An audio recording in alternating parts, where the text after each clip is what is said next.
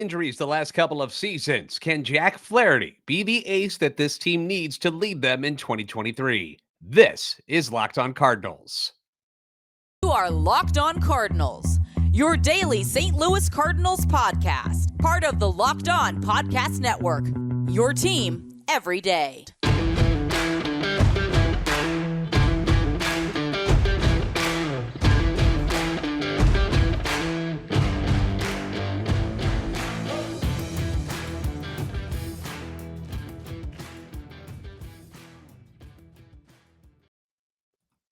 I'm JD Hafford, and I'm a national radio sports anchor, born and raised in the Lou, and a lifetime Cardinals fan. And I'm your host for Locked On Cardinals, part of the Locked On Podcast Network, covering your team every day. You can follow me on Twitter at JD Sports Radio, or follow the podcast at LO_Cardinals, or follow us both. I want to thank those of you who make Locked On Cardinals your first listen every day. We are free and available wherever you get your podcast. You can subscribe on iTunes, Spotify, Google Podcast. We're on YouTube. Make sure if you're going to go over to the YouTube page, you like, subscribe, and comment so you can interact with us. Hit the notification button so you know when new episodes are posted. This is a show serving Cardinal Nation and giving the best fans in baseball all of the info about the birds on the bat. Going to talk a lot about Jack Flaherty today because he's a very important piece to this 2023 season. Now, when talking about the needs of this team heading into this year, there were a couple of things that were brought up on a consistent basis. Mind you, these are wish list things that I'm going to start with. Signing Trey Turner, signing Dansby Swanson, signing Michael Conforto. Those were wish list moves. The Cardinals didn't need a shortstop. They got a pretty good one in Tommy Edman. The Cardinals didn't need another outfielder, but some thought that a left-handed hitter with some pop would help balance out the lineup card some. Honestly, you need someone who can hit right-handers. It doesn't matter what side of the plate they're on. You just need somebody who can hit a righty. There were two things, in my opinion, that this team needed. The first one, they desperately needed, and that was a starting caliber catcher. They had to have one. You had to go out and find one. Yadier Molina's gone. You needed someone to take his spot behind the plate that the pitching staff would trust, could continue to keep base stealers at bay, and hopefully add some offense to the position to make up for the loss of Albert Pujols' production, his surprise production in 2022.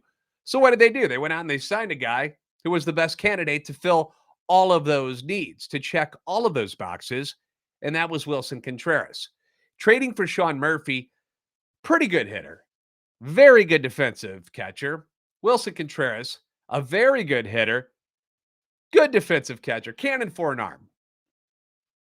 They decided to go with Wilson Contreras. That made more sense to them. Instead of making a massive trade with Oakland and giving up a bunch of prospects, pieces of their future, and maybe their current team, they signed Wilson Contreras instead. That was a good move. It was going to be one of those two guys that you had to go out and get. You couldn't settle for something less than that. And they made their choice. They went and got Wilson Contreras. Fantastic. The other thing that I thought this team needed, and most of Cardinal Nation agreed with me, is that they needed an ace to lead the staff. Someone who strikes fear into that other team. And over the years, the Cardinals organization has had a few guys who could do that. Bob Gibson obviously comes to mind. Hall of Famer, one of the greatest of all time. In the 80s, not really a scary guy, but I actually just watched Heck of a Year, the video. You can actually watch it on YouTube. Heck of a Year, about the 1985 team and how good John Tudor was that season and for a couple of seasons there with the Cardinals. So he was ace caliber for those couple of years, right? Matt Morris had some very strong years for this team. Then you had Chris Carpenter, who was certainly an ace. He was the last Cy Young Award winner for this organization, and that was 18 years ago. Chris Carpenter's last season with the team back in 2011, and it just so happens to be the last time the Cardinals won a World Series. You've had Adam Wainwright, who's been very, very good as well, obviously. A few years where he was one of the best in baseball, ace guy. But did Adam Wainwright scare people? Not really. You know what I mean, though? Not scary like they're going to get hit in the head, but somebody who dominates, like strikes out 9, 10 guys and just puts fear into those hitters. Chris Carpenter was really the last guy who was like that on this team. That postseason in 2011, Carp goes 6-0. He was that guy who led the team and propelled them as an ace throughout the playoffs and onto a championship. And since then, like I mentioned, the Cardinals have had good players, good pitchers. Adam Wainwright, the closest thing to an ace. Yeah, his time between 2009 and 2014, one of the best in baseball, was a perennial Cy Young candidate each year. Fantastic. Not putting anything against Adam Wainwright at all. I mean, he's the closest thing to a legit, like, superstar ace that they've had.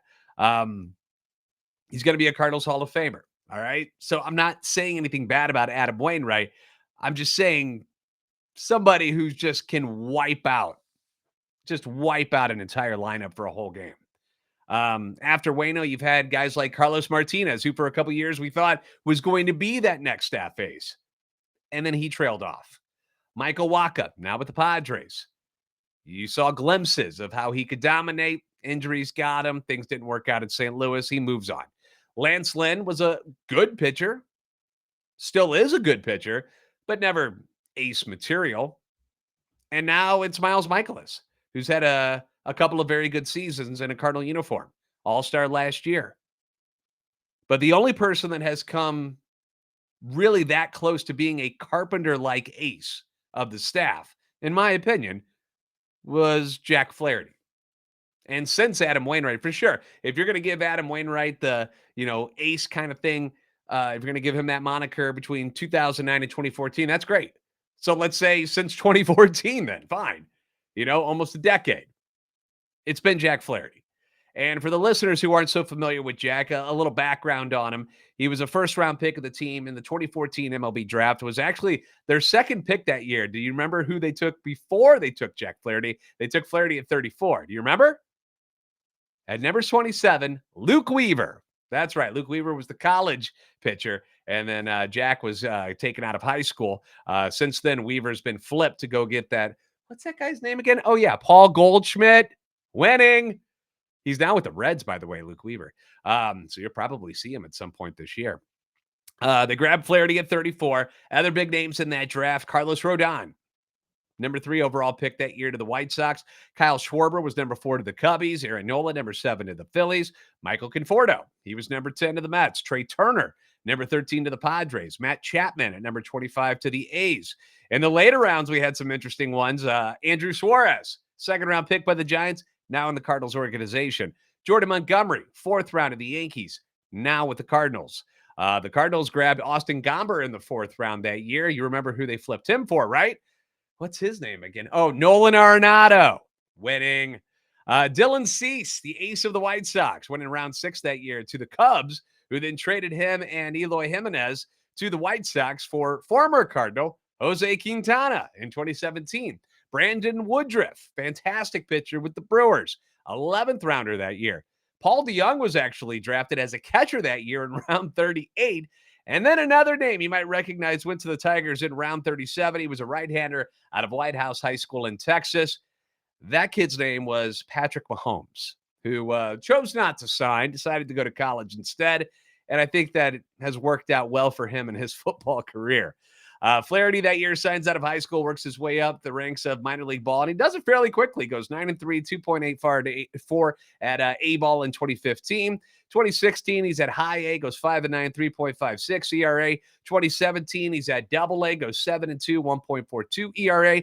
Gets promoted to Memphis, so he's up to triple A. Goes 7-2 at triple A, 2.74 ERA. He then gets promoted to the Cardinals at the end of the year. He makes 6 appearances, 0-2. ERA is over 6. He's a rookie, no big deal. Does that in 5 starts. Is named the Cardinals minor league pitcher of the year that year. 2018, he spends most of the year with the Cardinals, compiles an 8-9 record and an ERA of 3.34. But you saw the strikeout ability. 182 strikeouts in 151 innings. That's a strikeout per 9 of 10.8. That opened some eyes. 2019, he breaks out in a major way. In fact, his first half of the season in 2019 wasn't that great. Really wasn't. 4-6, 4.64 ERA. That's not good, really. That's not.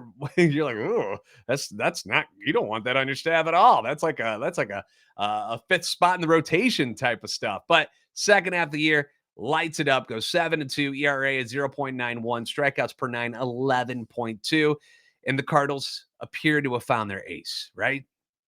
2020, we get the pandemic shortened season, 4-3, 4.91 ERA, whatever. In my eyes, I hate that year. I don't care about anything that happened there.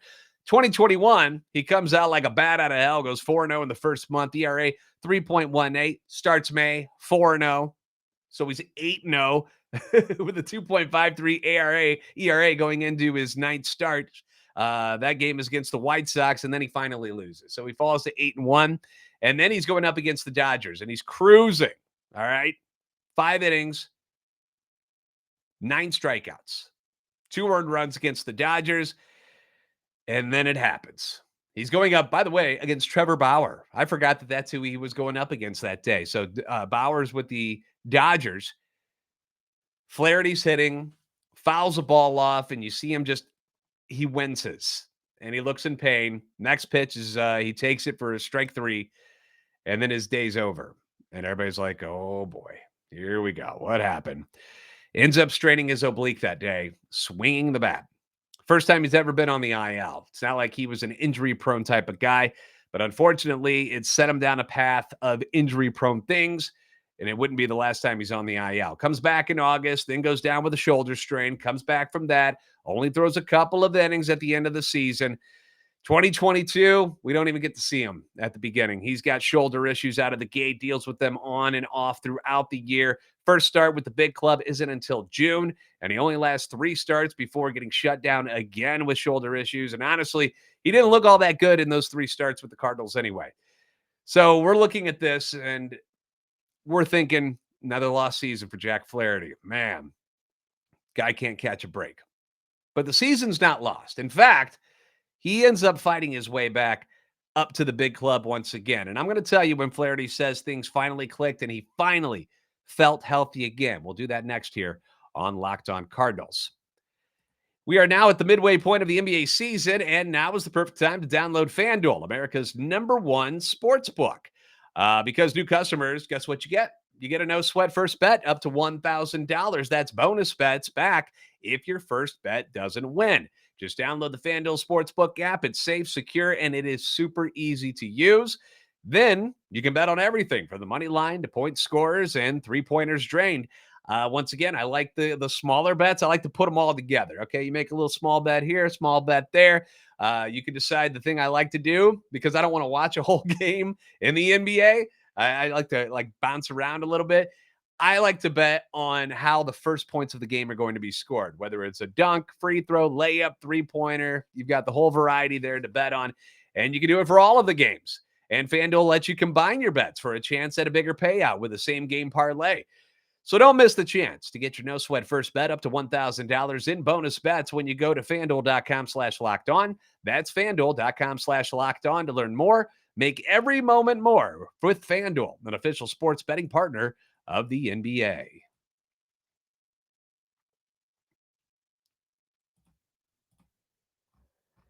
It's the end of August 2022, and Jack Flaherty hasn't seen a major league mound since June 26th. But what's great, because he easily could have punted on the whole season, right? He could have been like, I'll just rehab and try to come back next year. But he doesn't do that. He continues to rehab, and he keeps working with the idea that he can return to the major league roster at some point in 2022. So he continues to pitch in the minors. He's eventually recalled and starts against Washington on September the 5th. And it's a great sight to see Jack back in a Cardinals uniform and on the mound throwing for the big club, right? He goes 5 innings, allows 1 run, strikes out 6 on 91 pitches. The 91 pitches is key. You don't want to see 60, 65, 70, and him exhausted or, heaven forbid, injured again. But no, 91 pitches. Best we've seen him in a long while. The funny part about that game was that the Cardinals still lost that game. For some reason, they were baffled by Anibal Sanchez. I don't know if you remember this game from last year, but they couldn't do anything. They had 3 hits that game. 3 against the lowly Nationals. They lose 6-0. And it was like former Cardinals were the ones doing the damage too. It was Lane Thomas and Luke Voigt who drove in, I think, 3 of those runs that day. They lose 6-0 and grab the W. They steal it from Flaherty, who pitches very, very well that day. His next 2 starts are subpar, nothing special. Throws against the Pirates and then the Reds, but key 5 innings in both of those games. He throws 87 pitches and then 91 pitches. The team actually wins both of those games, even though he didn't have his best stuff. Now we've got some momentum. All right. Now we've got Jack Flaherty starting to feel better about himself. The team is winning games behind him, and we're headed to San Diego. Got to face the Padres. And this is the game that Flaherty points out in his recent interview with MLB.com's John Denton, saying, before that start, I had a friend tell me to let it go. He was like, you have to trust you're good. You have to trust that you're good and trust yourself. Said he was finally able to relax and realize it was there, and he had it. That afternoon at Petco, Flaherty throws against Joe Musgrove. Very good pitcher for the Padres. The playoff-bound Padres, by the way, who had already made all of those trades. Remember, this is September, so all those deals had been done. So they've got Jerkson Profar, they got Juan Soto, Manny Machado, Brandon Drury, Josh Bell. You know, they brought all these guys in for a run at the championship. A very formidable lineup, to say the least. Obviously, no Tatis Jr. because he didn't play last year. He gives up a leadoff home run to Jerkson Profar in that game. But after that, he tosses 99 pitches over 6 innings. He gives up 3 runs, 5 hits.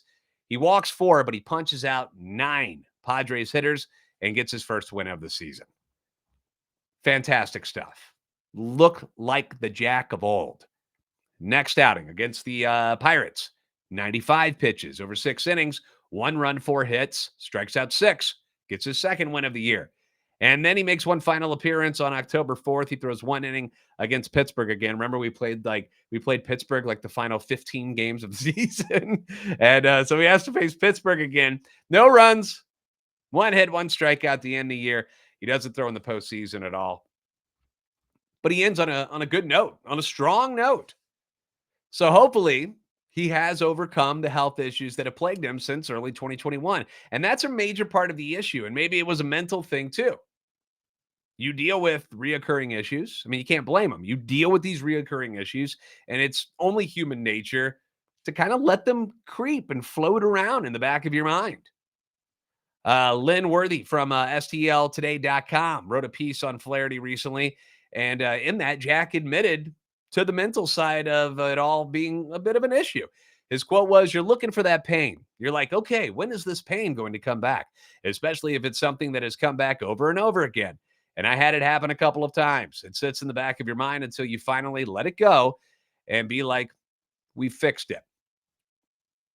Not that this is anything like, pitching at the major league level for Jack Flaherty, but what it reminds me of is Tom Cruise's character Maverick in Top Gun, right? Has the accident. Spoiler alert, in the original Top Gun in 1986, Goose dies, okay?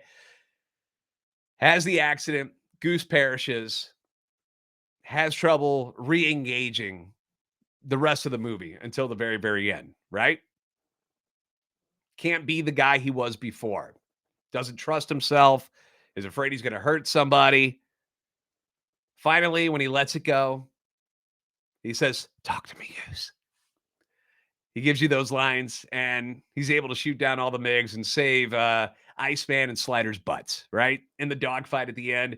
Comes away, national hero. And I know it's a movie, but same thing applies here. Once you get past the mental hurdle of the injury and that you won't get hurt again, life becomes a whole lot easier. And it appears Flaherty is past that point now. Also in the same article from Worthy, Flaherty said, "I don't think I've worried about being healthy since I came back and made that start against the Padres. That start against the Padres, I kind of let everything go and just trusted that I was healthy and that I was good. Since that moment, I haven't looked back or worried about anything. It's just been taking that and building off of it, continuing to refine stuff." And if that's the case, then that is phenomenal news for the Cardinals and this pitching staff, who we know needs a member to step up and become that ace that they can rely on to shut down an opponent when they're on a losing streak. That's one of the great things about having an ace is when you are struggling and you drop 3, maybe 4 in a row, when that guy's spot in the rotation comes back around, you trust that he's going to go out with his A repertoire and A stuff, shut down that other opponent, and get you out of this losing streak. Same thing when you go into a playoff series. You want that guy starting in game 1 so you can jump ahead in the series. You want somebody who can do that to rise to the occasion and dominate the way Chris Carpenter did so many years ago. Now, the next part of this season for Flaherty is not what's going to happen on the field so much, but what's going to happen off of it after the season is over. I'll tell you what he said about his impending free agency and his thoughts on becoming a lifelong Cardinal next on Locked On Cardinals. Now, if you're looking for a delicious treat but don't want all the fat and the calories, even though the fat and the calories could be tasty, you're trying to be smart this year. You're trying to be better about what you're putting into your body. Then you should try a Built Bar. Honestly, try one of these. If your goal is to eat a little bit healthier in 2023, try Built. With Built, healthy is actually tasty. One of the things that's great about it is if you're a chocolate fan, they're covered in 100% real chocolate, which is fantastic. It's not like fake stuff that tastes like just like a shoe, like just like the leather in a shoe where you're just like, oh, what is this? No, 100% real chocolate. They've got great flavors. Churro, peanut butter brownie, that's my favorite. Coconut almond, candy bar taste and flavor, but only 130 calories and 4 grams of sugar. But they hook you up with a whopping 17 grams of protein. And now you don't have to wait around for them. You don't have to just order at Built.com and wait a few days, sometimes weeks to get your order in. Now you can go to your local Walmart or Sam's Club and pick them up. Head to your nearest Walmart, go to the pharmacy section. You can grab yourself a 4-bar box of cookies and cream, which are awesome as well. They've got double chocolate. They've got the puffs, the coconut puffs available. If you're close to Sam's Club, run in, grab yourself a 13-bar box with our hit flavors, brownie batter, and churro. And as always, you can find out about their new flavors and anything else that's going on, any new releases they might have, and order the OG way if you want to by going to Built.com today.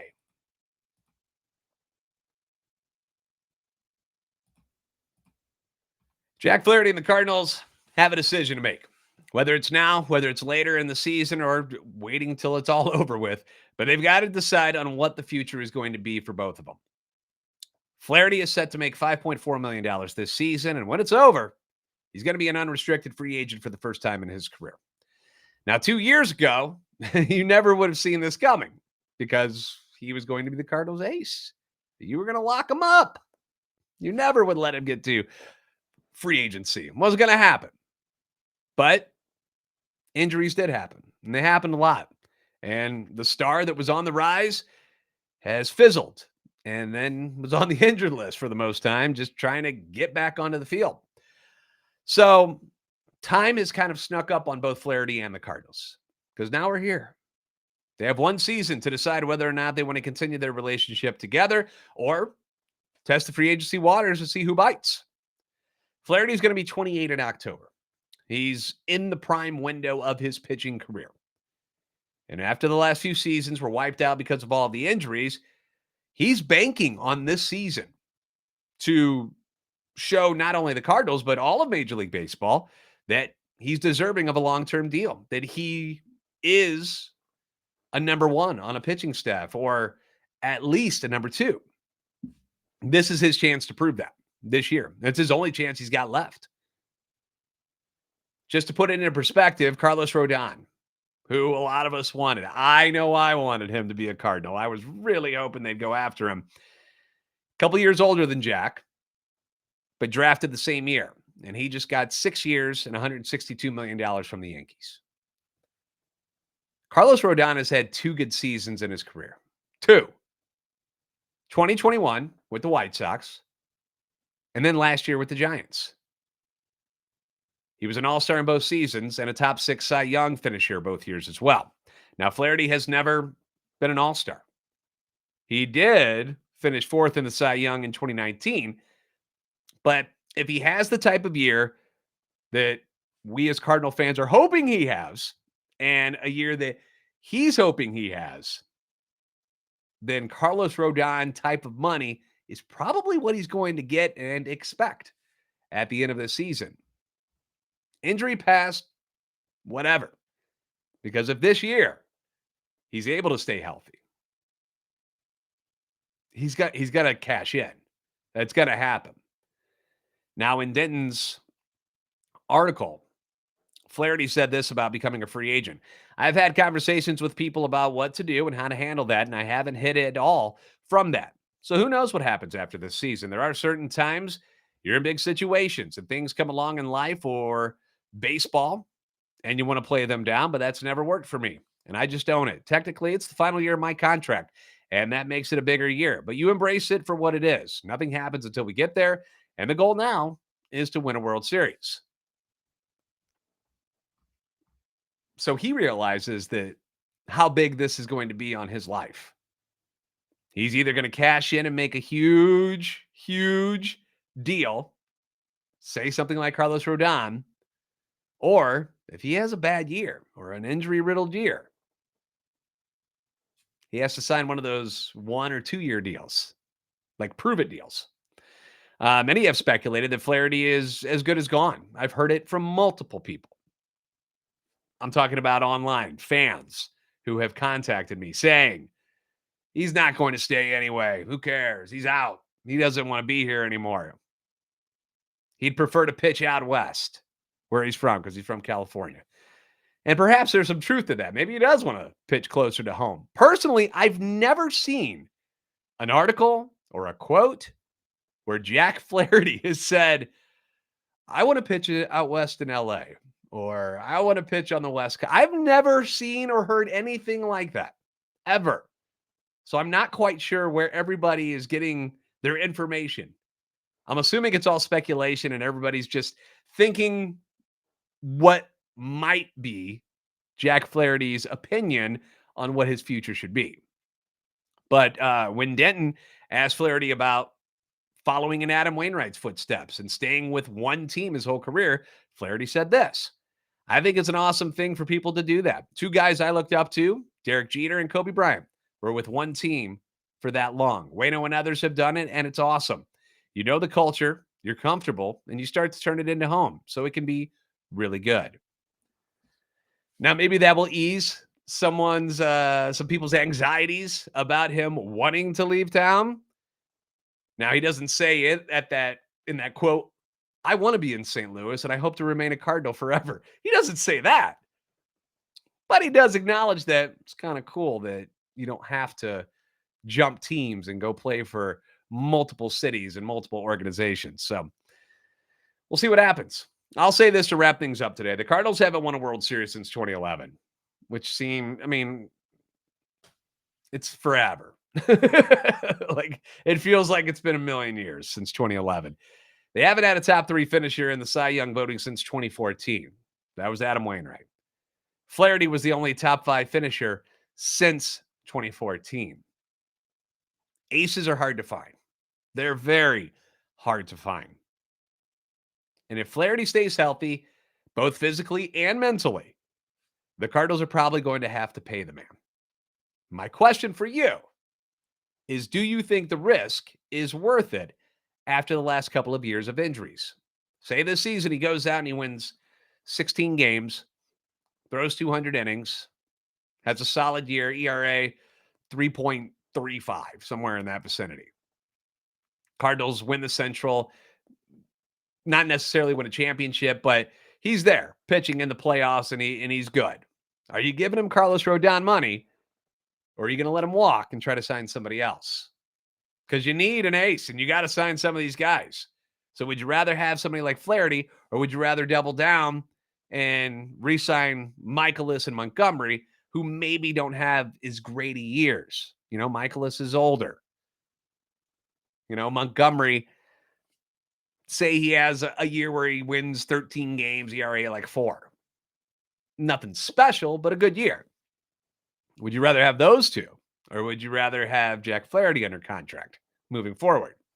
That's my question for you. I want you to leave your thoughts in the comments section below on YouTube. Thanks for making Locked On Cardinals your first listen every day. Now make your second listen Locked On MLB Prospects. Host Lindsey Crosby is a prospect encyclopedia going deep on the MLB stars of tomorrow. If you haven't already, be sure to like and subscribe on YouTube. Follow on Twitter at LO_Cardinals and at JD Sports Radio. You're the best fans in baseball for a reason. And I'll see you next time on Locked On Cardinals.